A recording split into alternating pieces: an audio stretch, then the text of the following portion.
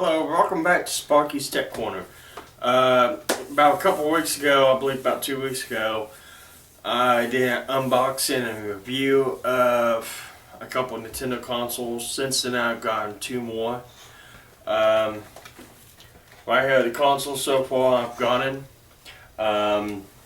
You can tell that there's a couple of them missing, because in that lot that I showed last time, one of them was my own personal console. And one of them has been removed because I have got other plans for that one. So, and with those consoles I also had I had two motherboards. And those two motherboards are being used as parts. I've already looked at them, checked them out. They're a little too damaged for me to really do anything else with them besides just use them as parts.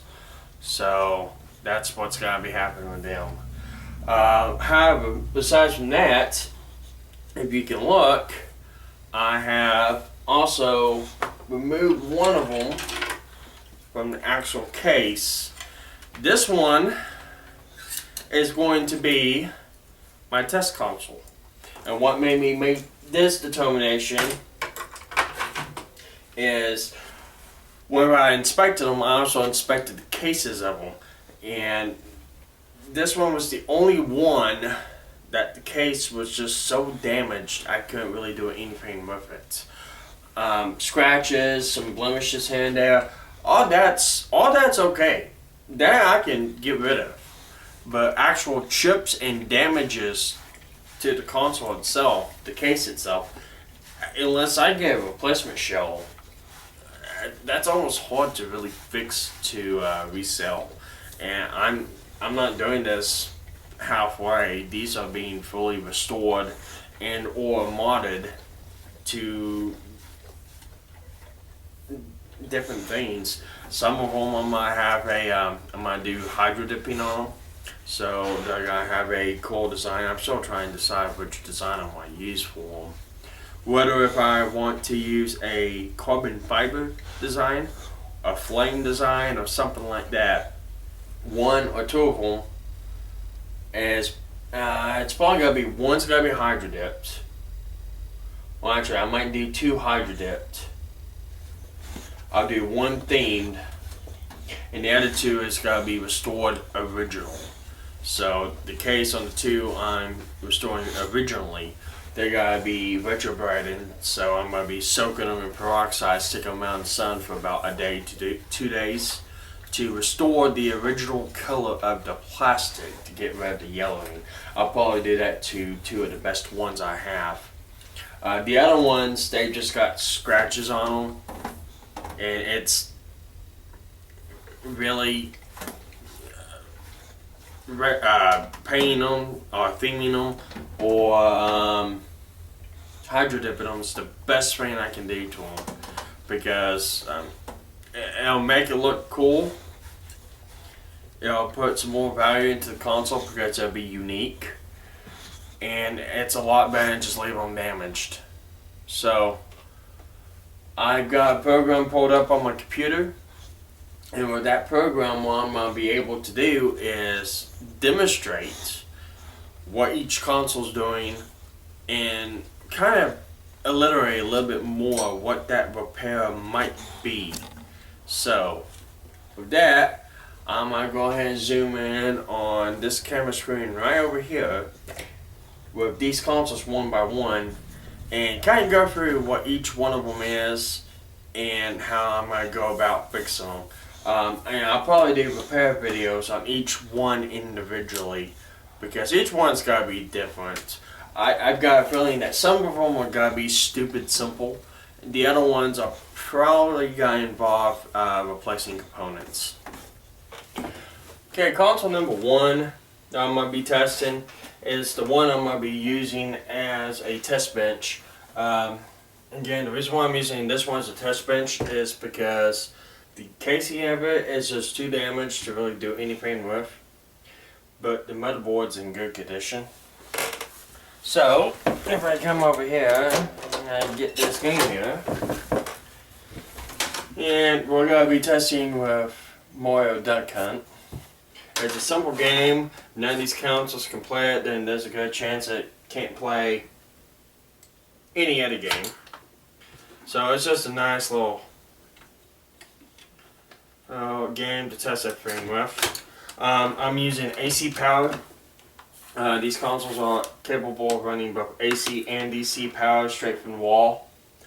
So the Nintendo connectors are a straight AC connection. But most of the other connectors that you can get uses a DC. It's capable of using both. So don't worry about thinking if you damage something. The connector itself will keep you from doing it. Now, I believe it's if you input anything more than 12 or 15 volts, you might damage it. Don't hold me to that. I don't have the specifications pulled up to really tell you off the top of my head, but I believe the max is about 10 volts. So, anyways, console 1, originally it was coming in for red light, flashing blue screen. See what it does now.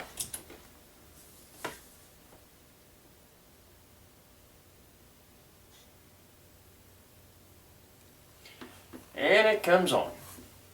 I bought all these consoles online as a junk lot. It wasn't working. Not fixable. Sold us parts. Sold us junk. This one came in for flashing blue screen, flashing blue light. Paid $15 for the console, $15.99. I paid $14.99 shipping. And only thing needed was the cart connector cleaned. So, more from this story is don't get rid of anything because it might be fixable. This is easily a console that can easily go for $80 to $90. That's in good condition, walking. I said I ran a quart cleaner through it, and that's basically all I had to do with this one. Okay, so move on to console number 2. I'm strapping the disc up. Okay, console number 2.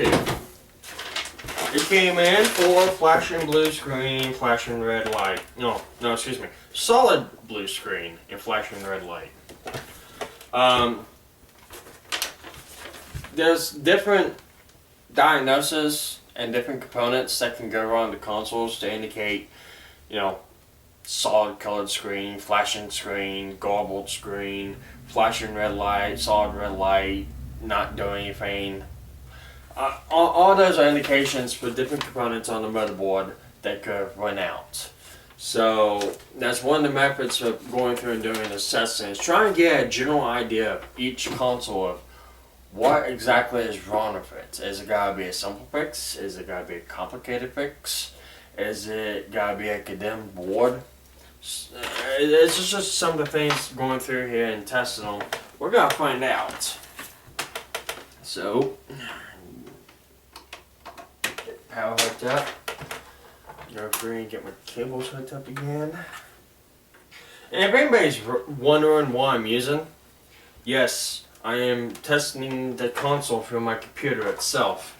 I have a Roxio video recorder. I know you probably can't see that from that far away, but it's just a Roxio video recorder. It's basically the same program. It's used for recording VHS to digital. So in case you got precious home movies that you want to transfer from a VHS tape to on your computer, you hook it up and it can go through and basically save all those old tapes into the digital format. Works the exact same way as commuting signal from the Nintendo console to the computer itself. And there's not even really that much of a lag. I sit here and play video games on it all day long and be on my computer. And I can even record like to do reviews on certain games. Anyways, game, this one. Okay.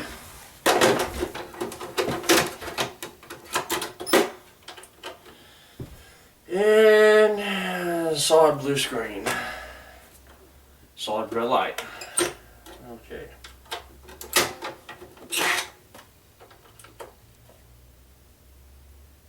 Okay, quite out of it, we go to a flashing blue screen, flashing red light. Okay, let's try adjusting the...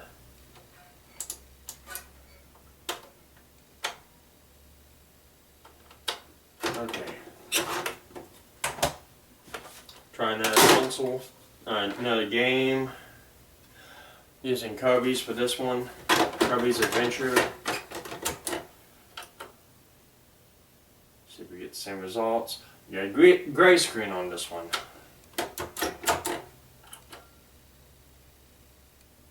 Back to blue screen.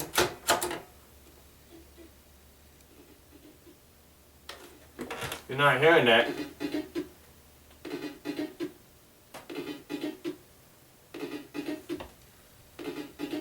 It's trying to walk someone. It's going through a loop though, but we had slight picture, now we got sound. That's more than what we had.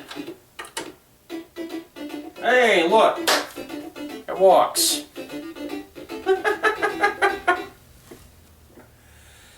Okay. And that's another thing, that's another reason why I'm switching between carts using Mario Brothers and using Kobe here. Because each cart uses different set of pins and how it runs. And that can give me an idea too of what's going on with it. So, let's see if we can get Mario Brothers to work now.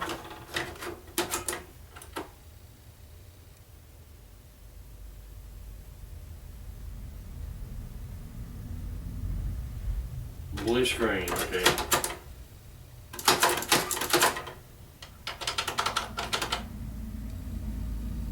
And we got to walk. Have to be. I think this one is going to be. It's going to be either a cap issue or it's going to be a CPU issue. Because at times it walks and at times it doesn't. Power it down. Let's turn it back on.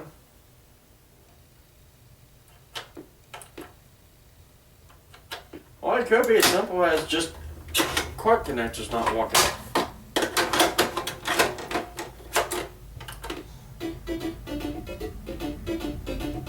You got music.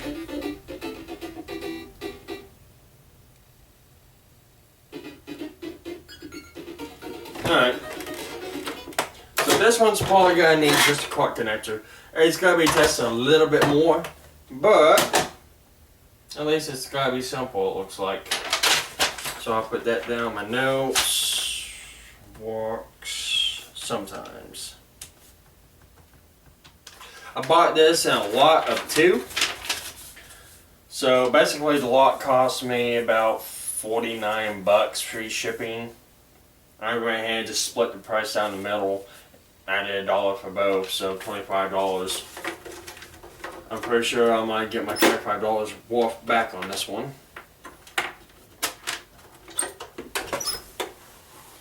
Okay. Console number 3. Let's see what lucky number 3 has to offer.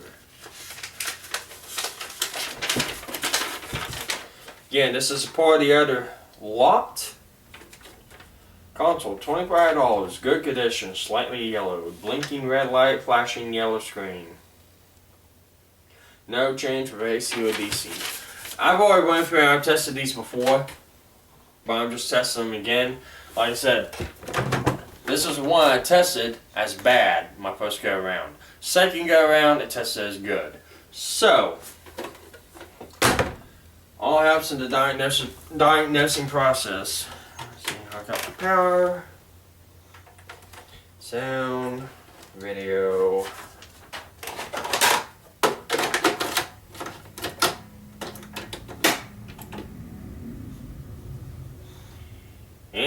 flashing.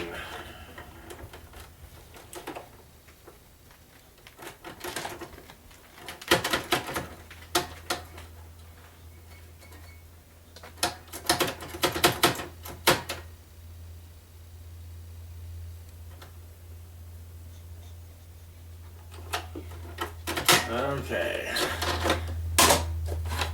Let's try Kirby again.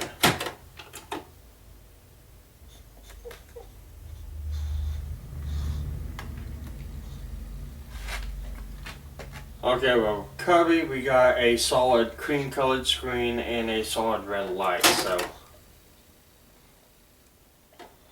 Flashing again.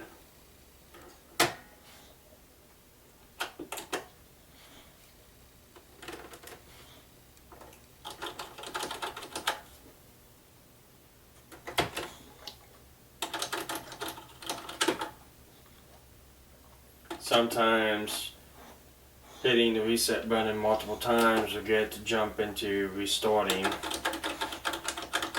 flashing power for the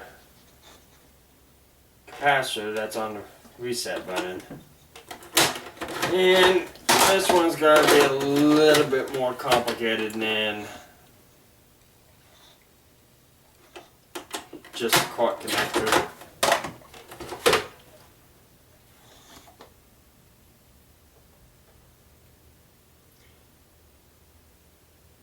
Yeah, this one's got to be further diagnosis, no change. I'm probably going to put my logic probe on this one. See if we got any shorts in the data bus and stuff like that.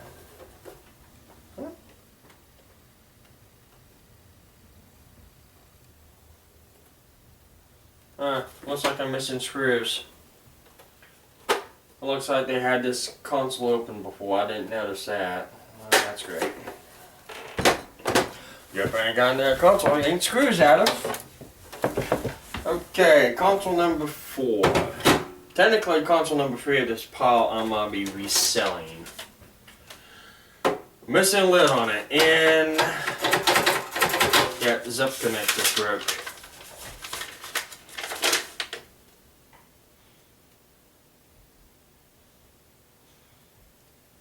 I paid $23.50 for this console.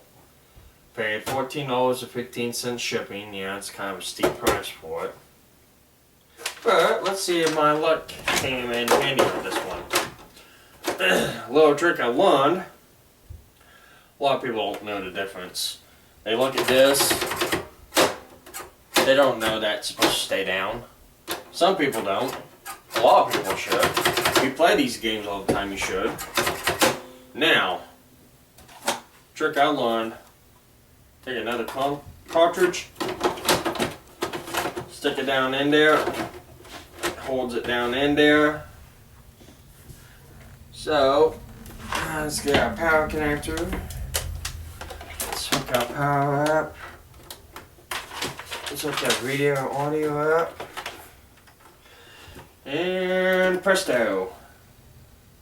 Wow, that is garbled. Okay, that is...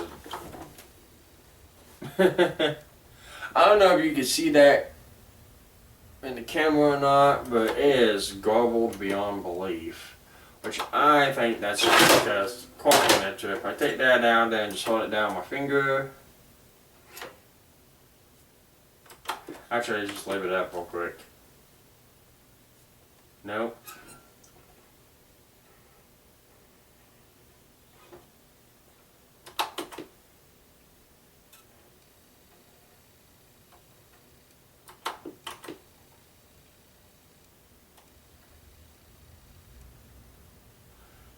Well, we got some troubled elements.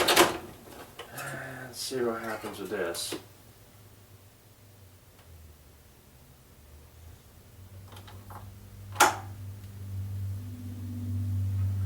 Solid purple screen. There we go. Now the elements are going out of it. So yeah, this is going to need a ZEP connector and a 72 pin connector. So with that, see what happens, copy. Play sound.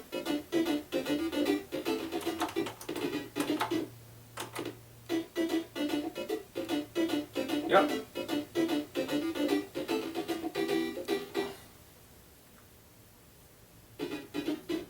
Looks good, plays good, sounds good.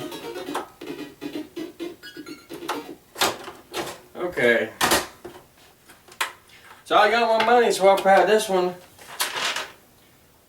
Altogether, it's gotta be a little bit below $40, a little above $30. Get that console looking good. I sell that for a lot more than what I bought it for.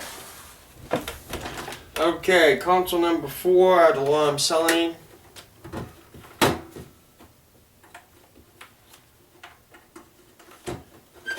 Let's see what this one says. Yeah, this one's gonna require cleaning. Yeah, all those stickers off there.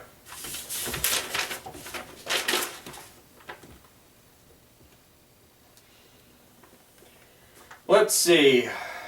Paid $24 for the console, $10.50 shipping. Blinking red light.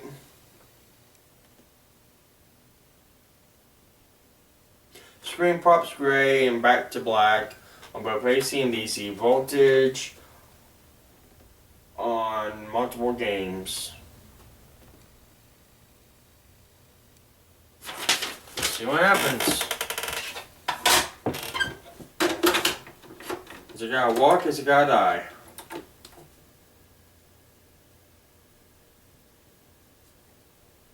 Blinking red light.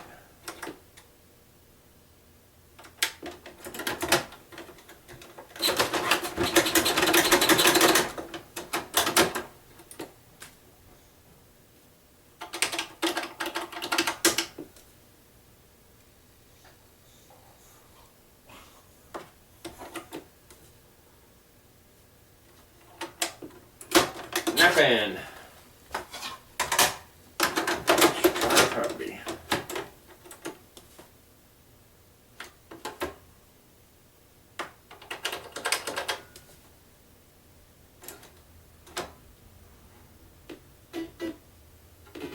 Hey, I'm hearing sounds.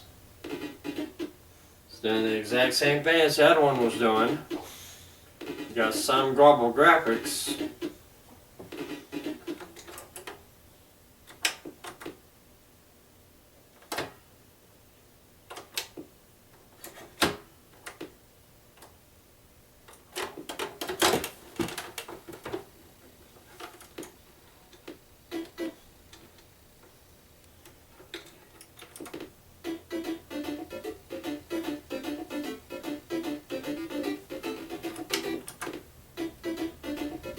Hey, look, it works.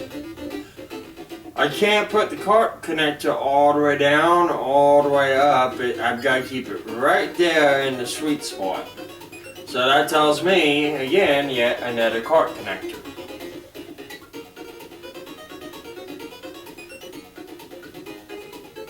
Yeah, I've got some elements here. It's replicating the top screen down to the bottom. That's common for... it's definitely a back cart connector pin.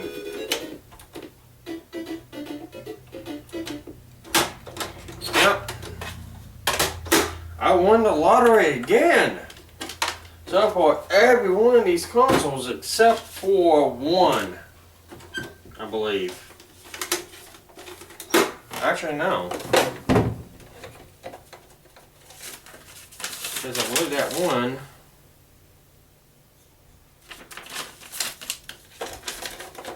And got walking.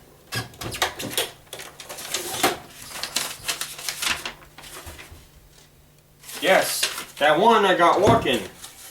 And so far, it's a good lottery. Every single one walks. I'm not gonna have to do that much to them. I love it when things go my way. That's so nice. Let's see what this one says.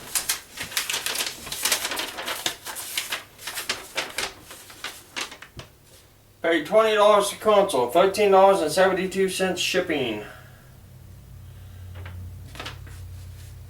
Shipper states bad PPU from garbled graphics and states connector very finicky.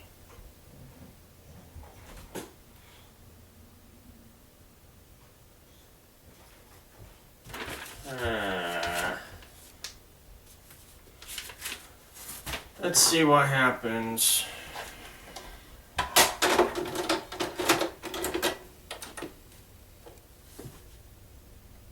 Yeah, I'd say garbled graphics. Leave it up. Flashing screen. Okay.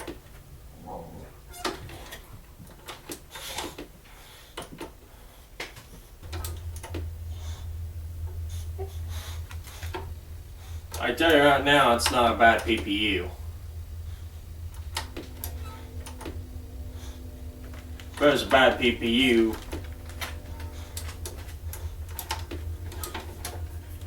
it wouldn't matter what I did, it'd be the same.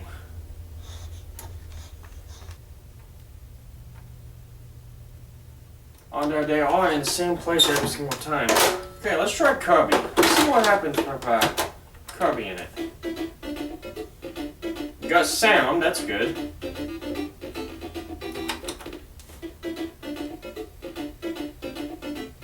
That is jacked.